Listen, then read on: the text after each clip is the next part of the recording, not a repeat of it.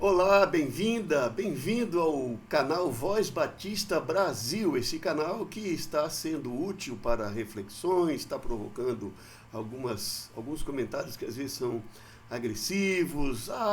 Você não me representa, a sua voz batista, mas você não pode falar em nome dos batistas. Olha, não tenho a pretensão de representar você e eu sei que eu também não tenho a pretensão que você me represente, mas que a gente se apresente bem diante de Deus e diante da sociedade. Aqui e ali a gente derrapa, expressa um sentimento, diz uma palavra que não agradou, e enfim, não foi bem colocada, mas enfim, a ideia aqui é colocar o assunto em reflexão.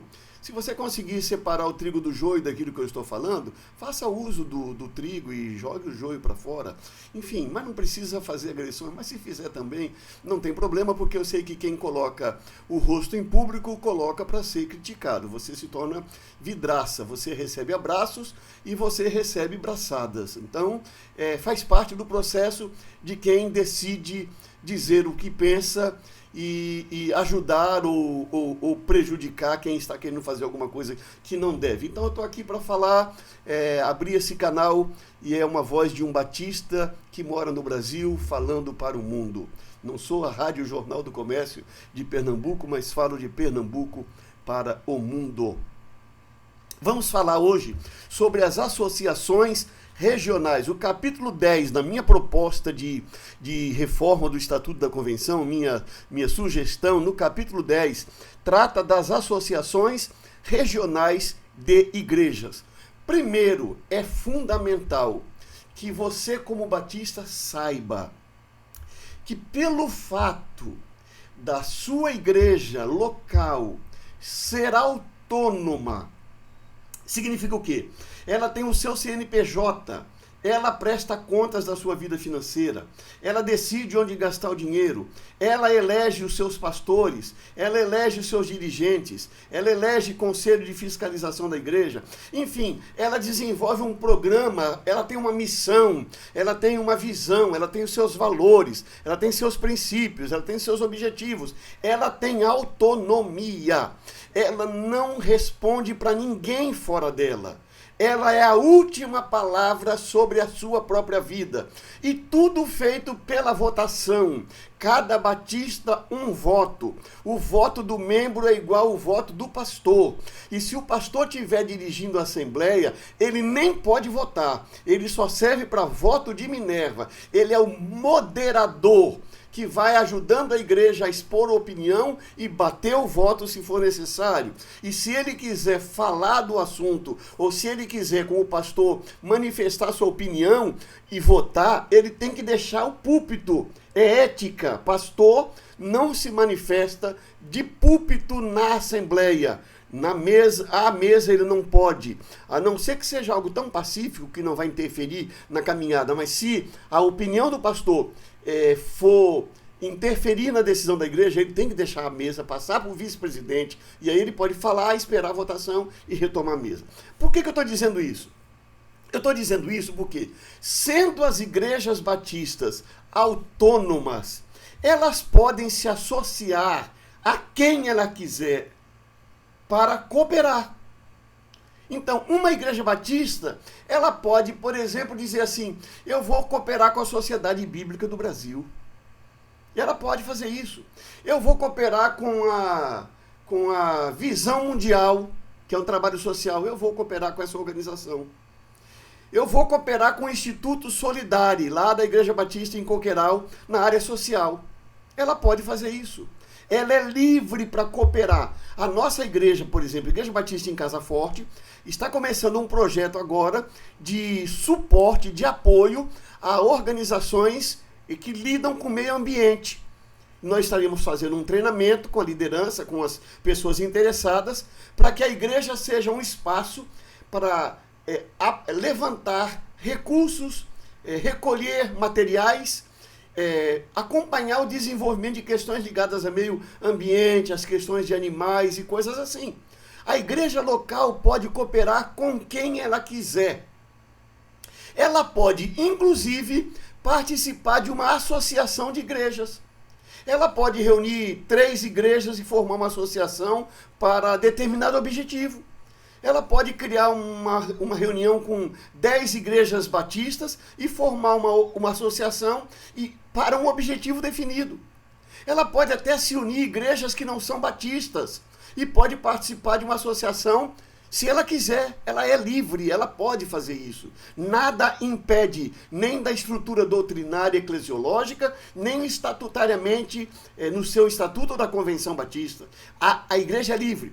No nosso caso, a associação mais conhecida são associações de igrejas que são reconhecidas pela Convenção. Então aqui vem um ponto muito importante. As igrejas são livres para formar associações. E a convenção não pode impedir que igrejas formem associações.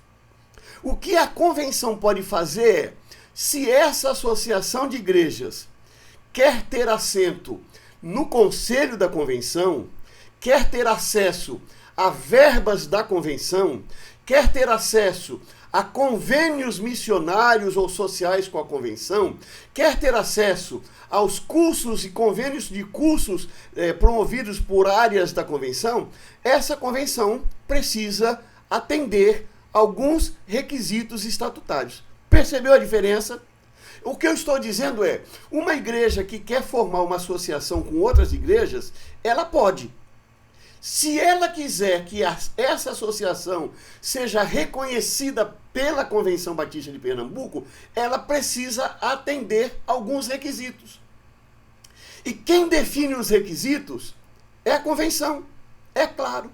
Por isso que o Estatuto da Convenção vai dizer qual é a finalidade de uma associação de igrejas reconhecida pela Convenção. Eu estou propondo promover a confraternização entre as igrejas, promover ações de inspiração e educação cristã, missionária, de responsabilidade social e de fidelidade aos princípios e declaração doutrinária da Convenção.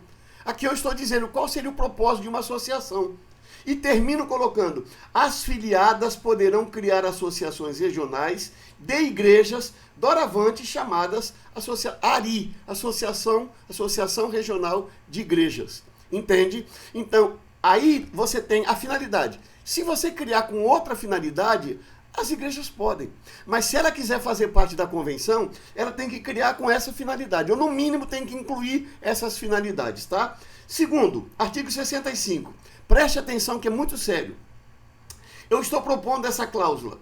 As ARI deverão promover ações que fortaleçam a harmonia com as organizações executivas e auxiliares da convenção. Ou seja, uma associação não existe para criar competição, conflito com as organizações executivas e com as organizações auxiliares.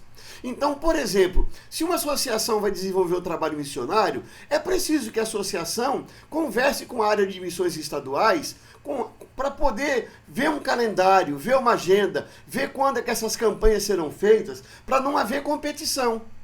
Inclusive, eu coloco aqui, as filiadas devendo evitar a competição sem ética em suas promoções. Ou seja, a convenção, a associação pode ter as suas atividades, mas ela tem que fazer isso com harmonia e com ética, para que não haja uma competição que vem para destruir o sistema. O que aconteceu com os seminários? Nós tínhamos os seminários regionais. E aí os seminários começaram a abrir locais, campi avançados, né? Do seminário. E de repente esses locais cresceram, fortaleceram, e aí criaram seminários próprios. Tudo bem, a história vai dizer se é uma bênção ou não. Mas aí os seminários da convenção se enfraqueceram. Então, é assim, se você começa a criar de uma maneira irrefletida, sem diálogo, sem ética, sem harmonia, em vez de você criar um sistema que abençoa as igrejas, você cria um sistema que, às vezes, sufoca as igrejas.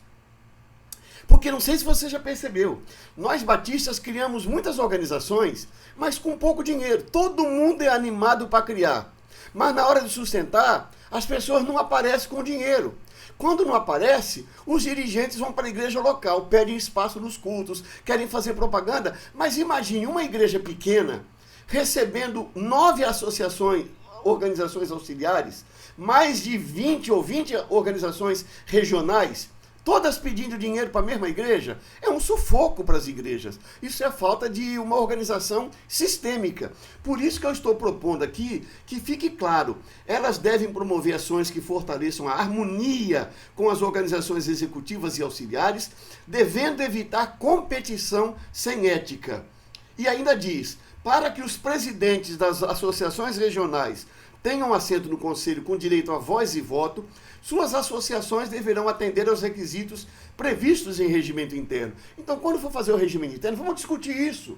Como é que a gente pode encontrar uma redação que dê boa organização ao sistema e que permita uma cooperação, permita uma participação, sem colocar em risco a judicialização das decisões do Conselho da Convenção, tá bem? Elas deverão ter estatuto ou regimento interno. Não é? Se for só regimento interno, tem umas questões a serem resolvidas na área financeira, mas digamos que a convenção aceite. Se ela tiver um estatuto que foi aprovado pela convenção, que foi aprovado pelo conselho, e um regimento, digamos, um regimento que foi homologado pelo conselho, que tirou os conflitos, enfim, ela poderá ser atendida. Isso a gente vai conversar depois, tá bom? Eu espero que isso aqui seja bom para nossa compreensão, porque a associação de igreja é uma coisa muito boa. Meu primeiro cargo denominacional fora de uma igreja local foi numa associação da qual a minha igreja fazia parte no interior de São Paulo, e eu fui primeiro diretor de evangelismo e missões da juventude, e depois eu fui presidente da associação de juventude, da juventude da associação. Então eu acredito muito no trabalho de associação, e eu preciso apenas, a minha visão hoje é que a gente precisa apenas dialogar mais sobre esse ajuste fino de relacionamento entre uma coisa e outra, né, para que a coisa funcione bem, porque a associação é uma bênção e realmente precisa existir e precisa ser forte, tá bom? Até o próximo, espero que você tenha gostado. Vamos caminhar agora para o Conselho Fiscal. Próximo vídeo eu quero falar sobre Conselho Fiscal da Convenção Batista de Pernambuco. Curta, comente e compartilhe. Até a próxima.